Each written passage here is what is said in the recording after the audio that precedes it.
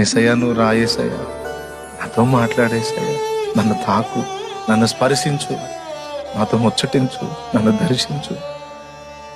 నాకు నువ్వు కావాలి యేసయ్యా. నన్ను లోకం లాగుతుంది, నన్ను లోకం ఆకర్షిస్తుంది. నీకు దూరం అవుతానేమని నాకు బాధ.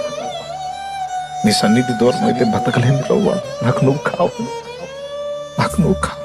నువ్వు రాయి, నాలో చల్లారిపోతున్న ఆత్మీయ మంటను మళ్ళీ రగిలించు తండ్రి.